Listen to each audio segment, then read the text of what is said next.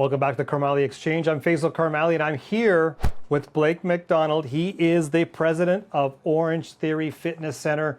And if you've been living under a rock and you don't know what OrangeTheory is, well, pay attention now. A boutique fitness studio franchise with a fiercely loyal membership base. Participants wear a heart rate monitor to measure and track performance in real time. OrangeTheory Fitness is described as the perfect combination of coaching, science, and technology to produce the most efficient one-hour workout in North America. Blake is responsible for bringing OrangeTheory to Canada, opening its first location in St. Albert in 2012. But why the hell would he choose St. Albert to start this franchise? Keep on pushing to meet the needs of the customer will meet the needs of the business.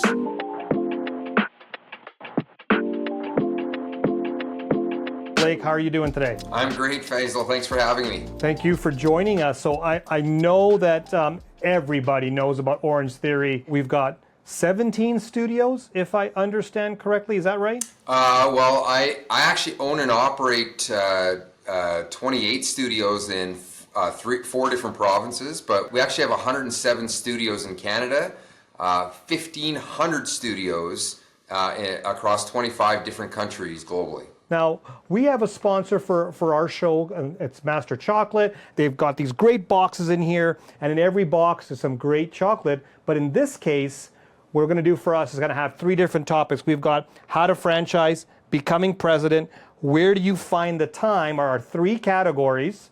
In each of these boxes, we've got some special questions for you. So you get to pick first, Blake. Where would you like to go first? Well, let's start with box number 2. Box number 2, becoming president. All right, the Master Chocolate box is opening up. I want to eat the chocolate too, by the way, Blake. I really do. Okay. All right, can you tell us a bit about yourself and what life was like before you stepped into the role as president of OrangeTheory? Yeah, for sure. Well, listen, I've been married for almost for over 20 years now, I guess. I got a couple of kids. They're 17 and 19 now, but before OrangeTheory, they were really young. We had been in the fitness business before OrangeTheory Fitness, so we had a couple of brands, Club Fit and World Health. They were regional brands in Alberta, mostly Edmonton and Calgary. And they were in sort of the big box fitness business. And it's funny, a very long story, but I won't tell it, but we actually bought Club Fit from the Peter Pocklington receivership back in the day. So if you remember Peter Pocklington, he was the poor unfortunate soul that traded Gretzky to the LA Kings, and all his businesses kind of got recollected, and we bought one from an insolvency. So that's how we got into the fitness business in the first place. We actually took that business, we doubled the revenue, quadrupled the profitability, and then sold it to a private equity firm back in 2008. So that was kind of what life was like before OrangeTheory Fitness, and getting into it was kind of just sort of a freak thing. We had a consultant, a guy who had consulted with us for years. In about 2009, right after we had sold World Health and Club Fit, we actually got a call from him saying, "Hey, you got to come check out this really cool concept in Florida." And we sort of blew him off for about a year and said, we're not interested in doing a deal in Florida, and I don't want to fly down there. After about 8 or 9 months of hounding us, we flew down and looked at this thing, and it was pretty raw in its infancy. But you could see this perfect combination of science, technology, and coaching that really was, it was unique to OrangeTheory, and that's the impetus behind us getting into it, was just going down and experiencing a workout ourselves and being like, man, there's nothing else like this. And that's where we immediately got involved. Blake, it's neat that you've had experience in this industry. Was there a mental shift as a president that you had to adjust to when you went from what you were doing to OrangeTheory? Yeah, for sure. Like the biggest thing, with big box, and when you find those traditional gyms, you kind of run the business model, and you charge in a way that a certain percentage of members are not going to show up. That part of the business model, that part of the fitness industry always bothered me. Yeah. Shifting over to OrangeTheory, and when we saw this brand where we had this amazing product, it became about how do we sell a membership for really what it's worth, based on the fact that we want these people showing up 2 to 3 times a week. How do we build systems to ensure that, when people don't show up for a week or two, they're getting a call from us saying, hey, listen, like, can we get you booked back in here? We got to get you going. We don't sell on 1 or 2 year contracts. Our agreements are month to month. And so we got to earn our business every month from our customers. So yes, there was a huge shift from being part of the big box industry to being a part of the OrangeTheory boutique model. It was more accountability, having more accountability, and building a culture where we had more accountability to our members. The business model that you guys have put on, I find it very similar to when I compare, let's pick on the big companies, Netflix versus cable corporation. Cable company, you're committing 2-3 year contract, you're paying a certain amount of fees. If you watch TV or not, it doesn't matter, you're still paying it. Right. And in comes Netflix, and it's month to month. And if you don't provide good content, you're not going to be used as much. You're going to be probably unsubscribed to a certain degree. In your situation, similar approach. So what's that connection as a president? And you're way up here, and we'll call it the ivory tower of Edmonton, and all the franchises have to kind of participate in this. When you look from your level, what's the key thing that your franchisees, as well as the members and the staff working there, have to do to engage the members to keep on coming back month after month after month? It comes down to every single workout, every single class, every single member visit. How do you make somebody's day? How do you know something about them? How do you have a personal connection, know people's names? We spend a ton of time as an organization educating our franchisees on the value of that concept. And then, we provide tools for the staff, for the coaches, for the sales associates and the front desk people in our organization, for all of the studios to be really good at that. That's the difference, right? And every month we have an Orange Nation Canada webinar where we speak to all of, it's a webinar for franchisees, for staff, for coaches, for everyone.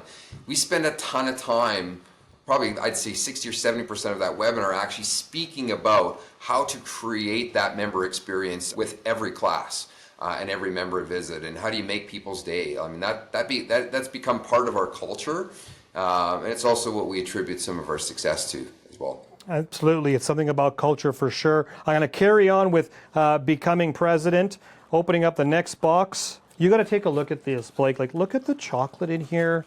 We got to send a couple of boxes your way. They're beautiful. Yeah, you're making me you hungry. can see that. Okay.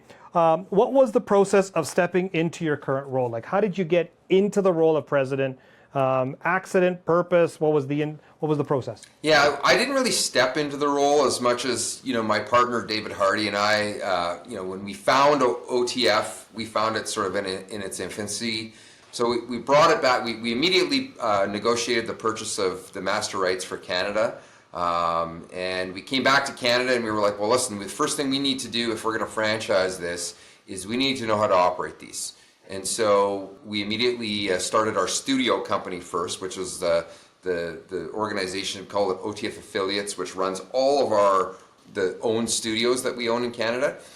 And we opened our first studio in St. Albert, Alberta, which is my hometown. We picked St. Albert because I had lots of personal connections there. I knew a lot of my friends and family would support it. Also knew the market really well. I knew where people shopped. I knew where they traveled. I knew where the good real estate was, and so it was an easy place to start in terms of trying to make sure that we could be successful as operators first. So that first company, OTF Affiliates, I was president of that because I was the guy that was in the studio in the very first pre-sale. I mean, I was the guy wearing the orange suit, stopping traffic and selling memberships. So it wasn't really a matter of stepping into the role. It was more like, somebody's got to be responsible for making this first location successful, and sort of grew from there. And that's, I think, a key thing when people start up their business, or if they're buying into a business, someone has to step up. And I think that's where a key thing comes out of that. When you look at from a franchising perspective, what's the number one tip for successful franchising that you would give out? Before you start franchising a concept, you have to be successful at making multiple locations work. You can't just have one location that makes money, or that that you yourself have worked inside of. That was one of the things that we made sure we didn't do. We opened St. Albert in 2012. We didn't start franchising after that location was successful. The next thing we did is we opened 3 more locations in Edmonton. And that was actually tough for us because what we found out was, holy crap, this is a lot harder than, running 4 locations became very difficult. You have different staff, you have different perceptions of what the brand is supposed to be. And so what it did is it forced us to come up with systems. It made us sort of evaluate what we needed to build so that people could replicate the experience in all 4 locations.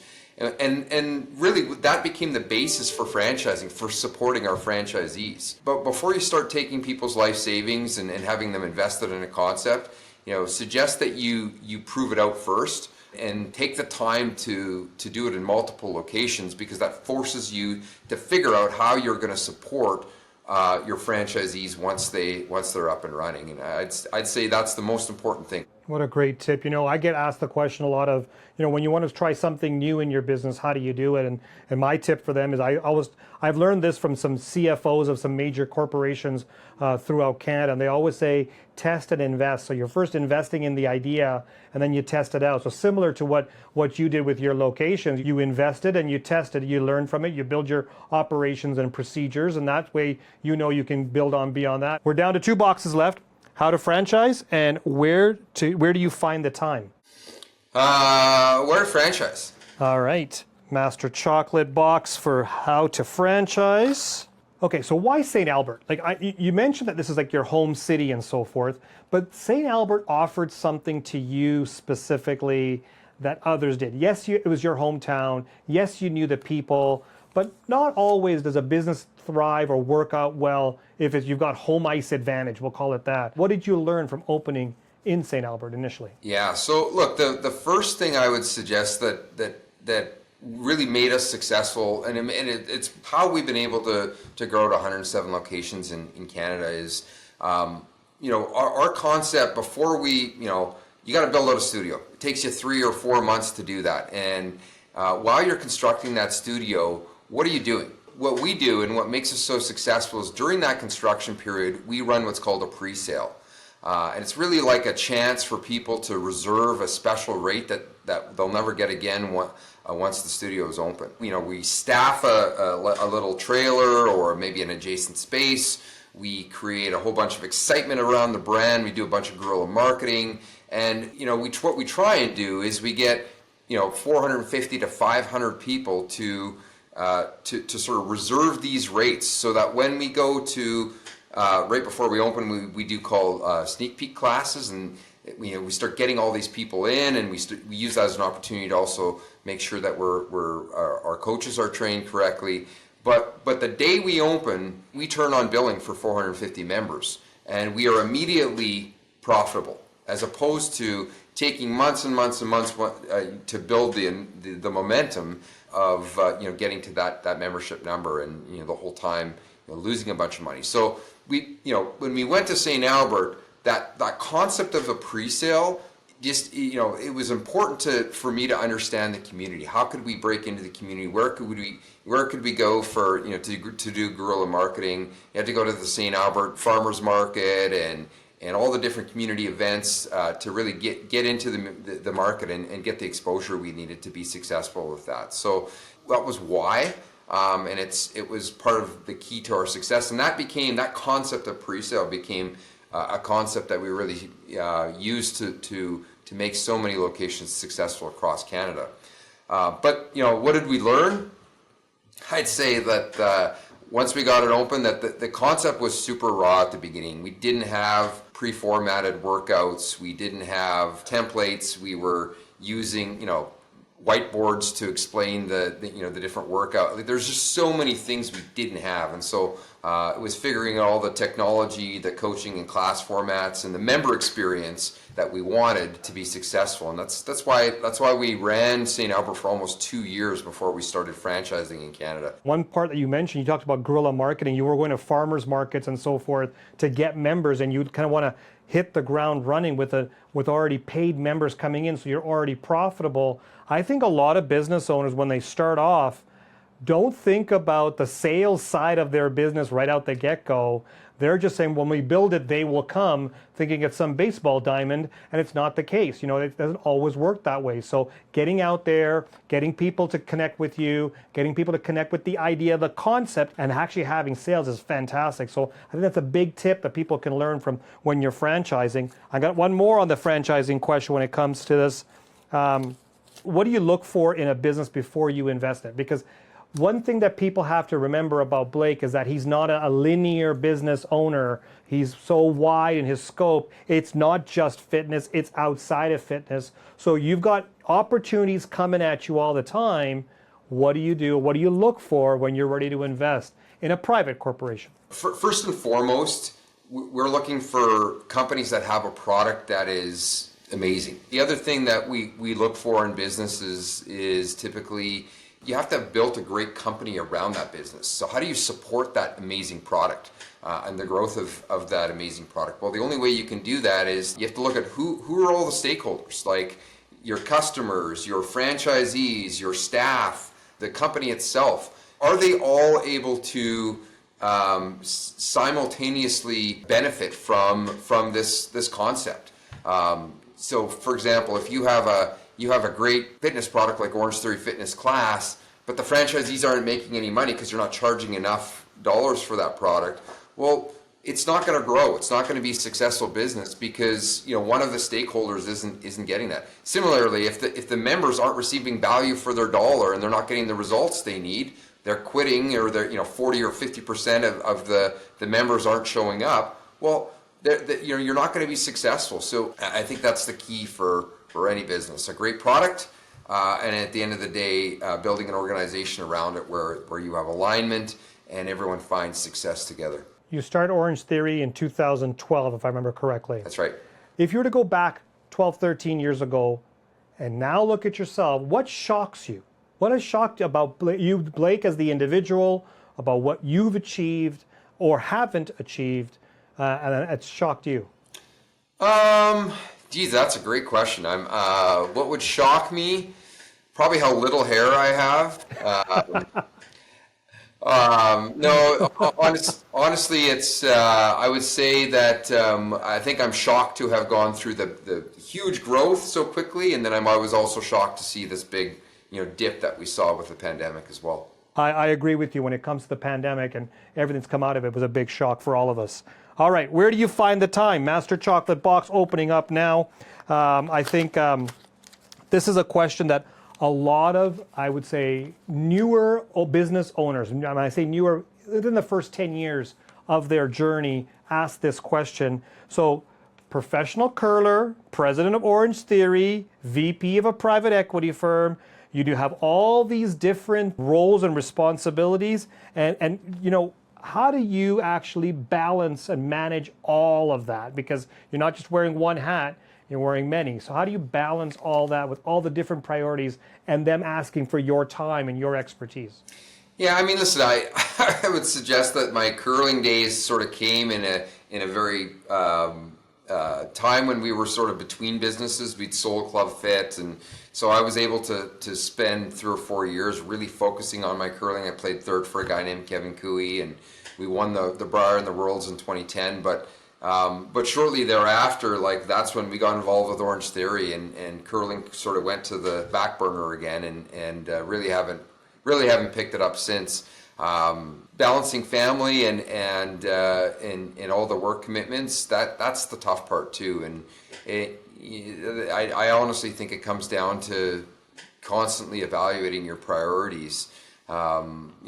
What's going to be important for you as a person, and what commitments have you made from an integrity standpoint that you need to live up to. So when you look at all of those different things, they are all part of one concept, which is you're part of different teams, whether it's your family or your curling team or your the different organizations that you exist within.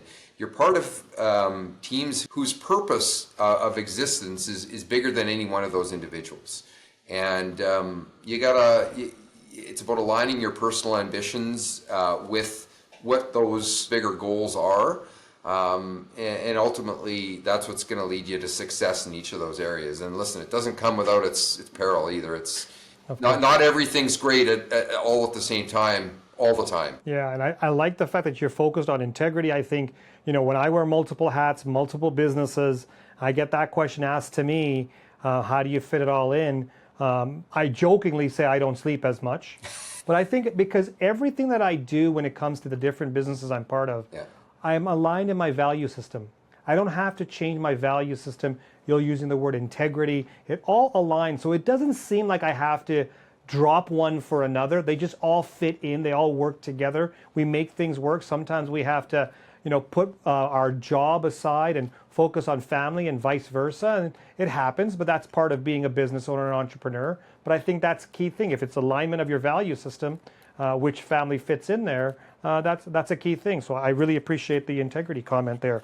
All right, last master chocolate box here, Blake. Ready? I'm ready. Okay. How does prioritizing health impact when you have to prioritize family, your business, and your friends, and everything else that goes on? But your health has to be prioritized too. Because to be honest with you, Blake, my biggest downfall. I will push my workouts off to handle everything else on many occasions. That's my biggest fault. I'd love to hear your advice and tips on how do I put myself and others, their health as a priority. Well, I use this analogy quite frequently, but if you've ever been on a plane before, one of the things they say in the announcement is, look, if you're traveling with a child and things go sideways and top of the plane goes off, the first thing you need to do is you need to put your mask and get your mask on yourself before you look after someone else. And I really akin that to fitness. If you're not able to look after your own health and wellness, both mental and physical, you are not going to be there for your business. You're not going to be there for your family. You're not going to be there for all your other commitments. I think, Blake, there's some entrepreneurs out there that will say, I will do it later. Yeah. It's not like it's not a priority. It's just not a priority today. And I think what you've said right there is, if you don't put that mask on first, then you're going to pass out, and everybody that's counting on you in your business and outside of your business, you're going to let them down too, because you're not there to help them along the way through everything. So Blake, with so many opportunities out there, think of every single location across the country that you have. Every location has some sort of tweak or difference in pricing to some degree. Now, the question that we normally get is pricing set from head office and you just follow it? Or is it basically from the individual operator's decision-making process? How do you figure that out? What's the secret sauce or magic formula? Yeah, for sure. So listen, I think consistency is really important.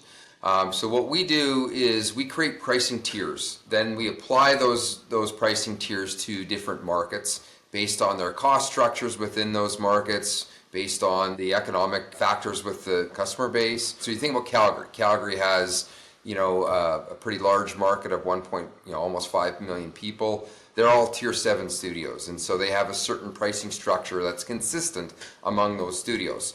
Once you start getting outside of Calgary, the tiers drop because operational costs drop. And so we've applied that sort of pricing strategy throughout Canada. Yeah. And there are certain offers you can get from time to time with, discount the first month, or maybe they provide a little bit of free time or things like that. But at the end of the day, the core pricing for all the members is the same. Yeah, so let me just kind of understand this a bit better. If I'm in the Calgary area, certain parts of Calgary have a higher economic neighborhood than other parts of Calgary.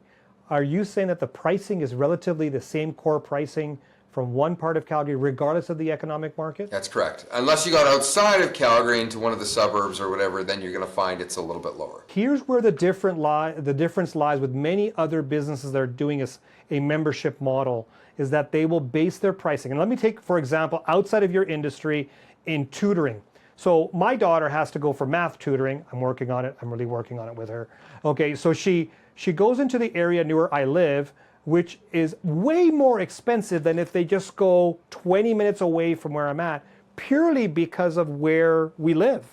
And I think that's kind of a disadvantage. You could start seeing cannibalization of business going from one location to another because the pricing is different. And that's why we don't do that, because quite honestly, in a lot of cases, a lot of the studios in Calgary are owned by different franchisees. So you don't want to have that creating pricing arbitrage will just create cannibalization. It means that franchisees are at odds with one another, that's not consistent with building a really strong team. That's aligned and in it together and working together to be successful. We believe in a consistent pricing policy, and the only difference is really when you signed up, right? Where if you're a legacy member, you probably have a better pricing. Which I think is a very interesting piece to keep on promoting as well. Yeah. One last question I have for you, Blake. If you were to do this all over again with OrangeTheory, what's the one thing you would do differently?